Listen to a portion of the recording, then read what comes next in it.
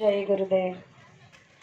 सबसे पहले युग परिवर्तक परम संत बाबा जय गुरुदेव जी महाराज, इनके चरणों में अरबों खरबों प्रणाम। ईश्वर भगवान और उनकी दृश्य अदृश्य शक्तियों को कोटि कोटि प्रणाम। आदरणीय अन्ना जी, दादाजी और व्यासपीठ पर विराजमान सभी मान्यवरों को मेरा प्रेम पूर्वक जय गुरुदेव। साथ ही साथ यहाँ पर उपस्थित मंगरूल गांव के ग्रामस्थ माता पिता भाई बहनों को और जलगांव संगत से आए हुए दूर दराज से आए हुए सभी माता पिता भाई बहनों को बड़े प्रेम के साथ जय गुरुदेव। प्रेमियों, आज का ये रक्षाबंधन का महापर्व जो हर साल हम प्रेमी यहाँ पर मनाते हैं, गुरु महाराज की असीम दया और कृपा है कि सत्संग की महिमा का जो महत्व है वो दिन ब दिन बढ़ता जा रहा है। लोगों में आस्था और प्रेरणा जगती जा रही है। इसका प्रमाण हम आप लोगों को देखने को मिल रहा है। तो आज रक्षाबंधन है, जो भारतवर्ष का सबसे पवित्र माना जाने वाला त्योहार है कि आज के दिन हर बहन अपने भाई के कलाई पर राखी बांधकर उस राखी के बदले में पैसा सोना चांदी नहीं मांग सकती और ना ही मांगती है। अगर मांगती है तो अपने आत्मसम्मान की रक्षा और दुख तकलीफ में भाई की मदद, और इसीलिए इस छोटे से धागे में वो अपने भाई से बहुत कुछ मांग लेती हैं जो उसके लिए बहुत जरूरी होता है। तो प्रेमियों, ये तो हमारे भौतिक संसार के लिए हो गया कि मानव तन मिला है तो इसमें नाते रिश्ते सगे संबंधी सब बनेंगे, खून के रिश्ते बनेंगे, और उसके लिए आज का ये त्योहार हमारा बहुत ही महत्वपूर्ण माना जाता है। लेकिन हम आप लोगों ने कभी सोचा है कि इस मानव तन के साथ साथ जो जीवात्मा इस शरीर में बैठी है, इस जीवात्मा के लिए भी हमें कुछ सोचना होगा। इसलिए गुरु महाराज ने कहा था कि आपने अपनी रक्षा के लिए तो भौतिक संसार के भाई को कलाई में राखी बांधकर उसे मनवा लिया, उसे मांग लिया, लेकिन कभी उस जीवात्मा के लिए मांगा? कभी उस जीवात्मा के बारे में सोचा जो जन्मान जन्मों से हर जन्म में हर योनि में आकर अपने दुख और पीड़ा को सहती है?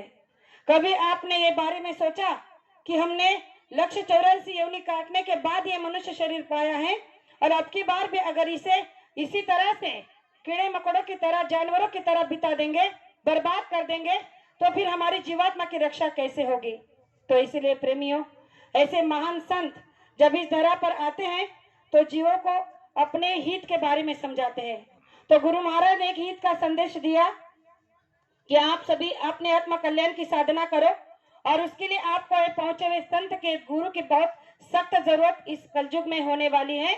और जहां पर भी आपको ऐसे पहुंचे हुए संत महात्मा मिलते हैं तो आप दौड़कर उसके पास चले जाओ और उनसे जो है नाम का दान लेकर अपनी जीवात्मा को जगाने का रास्ता ले लो।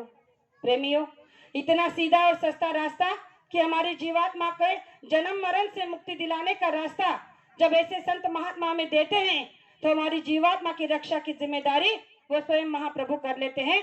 और उसी को सच्चा रक्षा बंधन कहा जाता है कि हमारी आत्मा सभी बंधनों से मुक्त होकर हमेशा के लिए अजर अमर हो जाए और मुक्ति और मोक्ष को प्राप्त हो जाए। तो इस पर एक छोटा सा प्रमाण देना चाहती हूँ कि मुक्ति और मोक्ष कोई बाजार में बिकने वाली चीज नहीं, या हर घर में बनने वाली हलवा पूड़ी नहीं जो हमने बनाकर खा ली। मुक्ति और मोक्ष वो रास्ता है जिसके लिए पाने के लिए हमें सच्चे संत सदगुरु की जरूरत पड़ती है, जो इस वर्तमान समय के बाबा जय गुरुदेव जी महाराज है। तो गुरु महाराज ने एक छोटा सा प्रमाण देकर समझाने की कोशिश की थी कि एक बार एक व्यक्ति के मन में आया कि मुझे भी आत्म साक्षात्कार कराना है, मुझे भी आत्मा की कमाई के लिए किसी पहुंचे हुए संत से नाम की दीक्षा लेनी है, रूहानी दौलत लेनी है, तो कहाँ जाऊं? तो किसी ने बताया कि फलाने जगह पर एक पहुंचे हुए महात्मा है, आप वहां चले जाओ तो आपको वहां से ये रास्ता मिल जाएगा। और वो प्रेमी जब उस आश्रम पर पहुंचा तो वहां पर जाकर वो रहने लगा, सेवा करने लगा, और उस तरह से उसे वहां पर 6 वर्ष हो गए। लेकिन उसने उस 6 वर्षों में वहां के जो महात्मा थे ना उन्होंने उससे कुछ पूछा और ना ही इसने उन्हें कुछ बताया। अब 6 वर्ष वहां सेवा करते हुए हो गए कि वो रोज सेवा करता, झाड़ू पोछा बर्तन पानी जो भी करना था वो आश्रम में सेवा कर देता और बाकी के समय में अपने आप को भगवान के चिंतन में लगा देता। अब 6 वर्षों के बाद एक दिन अचानक ऐसे ही सत्संग का बहुत बड़ा मुहूर्त था और महात्मा जी सत्संग दे रहे थे। सत्संग के समाप्त होने के बाद महात्मा ने ठीक उसी आदमी को, उसी शख्स को बुलाया और पूछा कि आप कौन? मैंने आपको पहली बार देखा, आप कौन हो, कहाँ से आए हो? तो उसने हाथ जोड़कर प्रार्थना की और उनसे कहने लगे कि गुरुजी, मैं तो 6 साल से आपके आश्रम में रह रहा हूँ। तो उनके उस उत्तर पर उन्होंने कहा कि अरे जब 6 साल से आप यहाँ हो तो आप अभी कभी मुझे मिले नहीं, कभी बताया नहीं, क्यों आए हो, कैसे आए हो? तो उसे कहा कि हाँ, ना आपने कभी पूछा और ना ही मैंने कभी आपको बताया, तो आपको कैसे पता होगा कि मैं यहाँ पर कितने दिन से हूँ? तो उन्होंने पूछा कि कोई बात नहीं, जब आप आ ही गए हो तो बताओ कि क्या बात है। तो उसे कहा कि मुझे आत्म कल्याण की साधना करनी है और मैंने सुना है कि आप रूहानी बख्श देते हो, दान, जो नाम का दान देते हो, वो दौलत मुझे चाहिए और उसी के लिए मैं इतने दिन से यहाँ पड़ा हूँ कि काश किसी दिन आपकी नजर मुझ पे पड़े और मेरा सौभाग्य जाग जाए, और आज मेरा सौभाग्य जाग गया है। तो उस महात्मा ने कहा कि अच्छी बात है, अगर तुम रूहानी दौलत लेना चाहते हो, नाम की बख्शी लेना चाहते हो, तो इसके लिए तुम्हें एक काम करना होगा। और उन्होंने अपने पास में पड़े एक छोटे से बक्से को उठाया और उसके हाथ में थमाते हुए कहा कि एक काम करो, इस संदूक को नदी के उस पार मेरा एक मुर्शिद है, उसे देकर आओ और नदी से उस पार जाना, उसे देकर आना, लेकिन एक बात ध्यान में रखना कि रास्ते में इस संदूक को खोलना मत। केवल इतना कहा कि रास्ते में इस संदूक को खोलना मत, बस जाकर दे आना। उसने कहा कि ठीक है।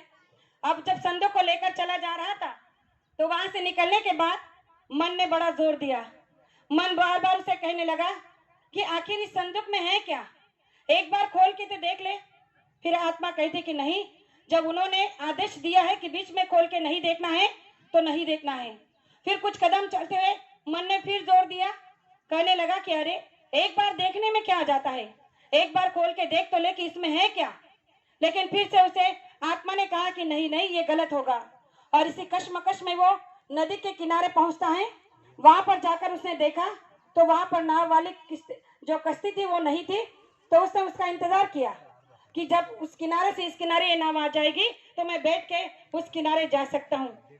और उसी दौरान मन ने एक बार फिर उस पर डाव मारा और उसे कहा कि देखो, अब यहाँ पे कोई नहीं है, अगर तुम चाहो तो एक बार इस संदूक को खोलकर देख सकते हो, आखिर में इसमें है क्या जो तुम्हें उन्होंने बताया कि तुम इसे बीच में खोलकर देखना नहीं। और मन इस बार जीत गया। उसने देखा कि कोई नहीं है और उसने झट से उस संदूक को खोला।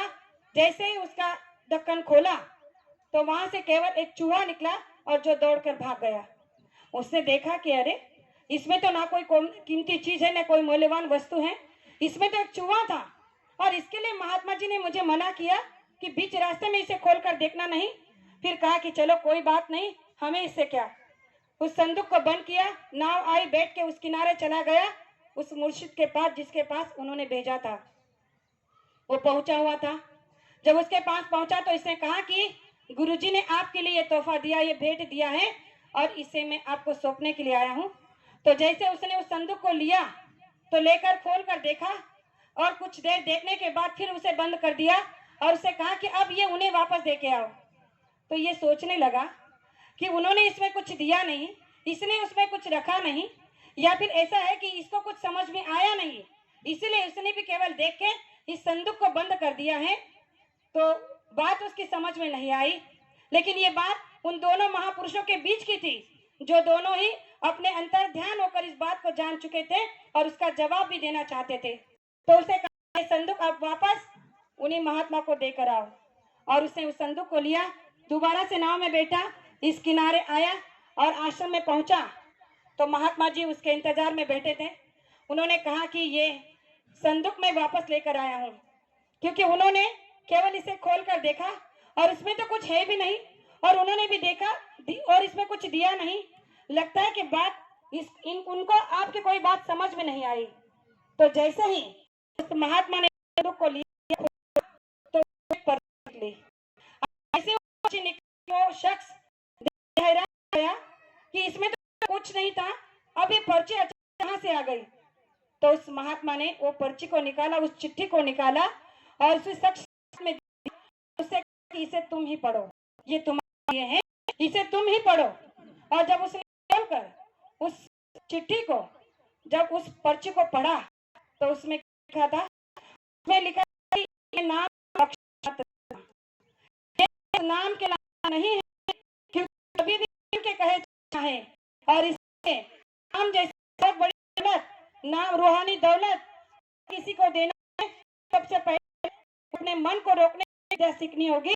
और ये साल से आपके पास में पड़ा, लेकिन इसने तो बीच में ही संदूक खोलकर देख लिया, यानी कि अभी भी मन इसके वश में नहीं है, और मन को जो वश में नहीं कर सकता वो इस रूहानी दौलत को क्या पा सकता है। और इसीलिए इसे ये रूहानी दौलत मत प्रेम। जैसे ही महात्मा ने उस चिट्ठी को उसके हाथ में दिया, उस शख्स का आंखों में आंसू बहने लगे। तो महात्मा जी ने कहा कि देखा, 6 साल से रहते फिर भी तुमने क्या कमाया, क्या पाया। संसार को छोड़कर यहाँ आए थे, परिवार को छोड़कर यहाँ आए थे कुछ पाने के लिए, लेकिन एक पल का अगर विश्वास तुम कर लेते और सीधा वहां जाकर ये संदूक दे आते तो आज तुम्हें कुछ ना कुछ मिल जाता। लेकिन अभी तक तुम अगर अपने मन को वश में नहीं कर पा रहे हो तो ये रूहानी दौलत को कैसे संभाल पाओगे। क्योंकि ये तो साधना ही ऐसी है कि जिसको भी एक बार नाम का दान दिया जाए वो केवल अपनी आत्मा को जगाने के लिए मन को रोककर साधना करता है, और जो मन को रोककर साधना कर लेता है उसे ही साधक, सच्चा साधक और साध कहा जाता है। प्रेमियों, ये रास्ता इतना सच्चा और इतना पवित्र है कि इस पे जो भी अपने सच्चे मन से चलेगा उसे इस रूहानी दौलत से माला माल कर दिया जाएगा। इसीलिए गुरु महाराज ने कहा कि मुक्ति और मोक्ष कोई हलवा नहीं या कोई बाजार में बिकने वाली चीज नहीं जो आपने कह दिया सहज में कि मेरा मुक्ति और मोक्ष हो गया। गुरु महाराज ने कहा कि जब शरीर से आत्मा निकल जाती है तो उसे मुक्ति और मोक्ष नहीं कहते।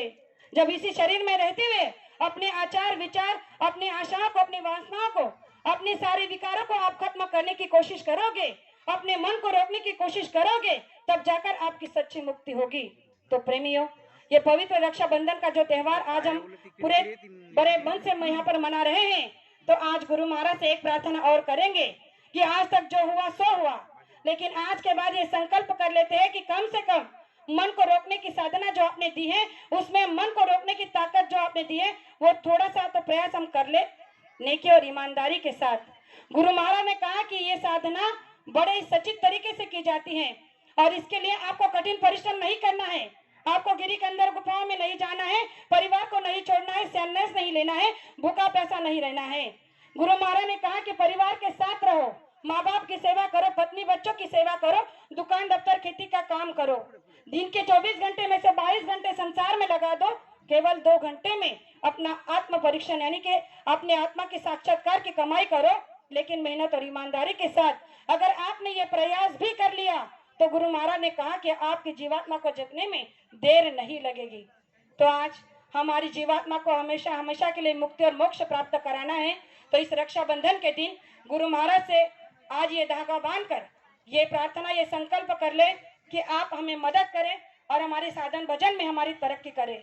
तो आज के इस पवित्र पावन दिवस पर मैं सबको बार बार यही कहना चाहूंगी कि मनुष्य शरीर बड़े सौभाग्य से मिला है, अब की बार मिला है, दोबारा नहीं मिलेगा।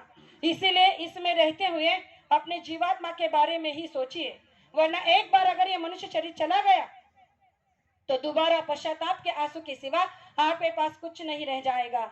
इसलिए जो 2 बातें आपके सामने कही, हो सकता हो कहने में एक आध शब्द ऐसा निकल गया हो जो मुझे नहीं कहना चाहिए था, तो मुझे आपकी छोटी बेटी समझकर माफ करना, इसे आशा करती हूँ। और मेरे 2 शब्द को यही विराम देना चाहती हूँ। जय गुरुदेव,